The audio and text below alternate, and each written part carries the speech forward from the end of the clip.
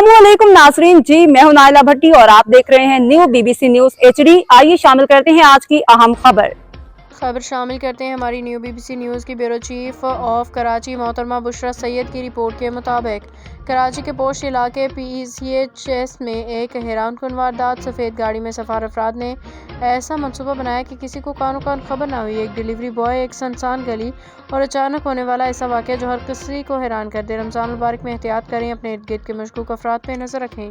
पूरी वीडियो देखें और जानें कि आखिर इस नौजवान के साथ क्या हुआ।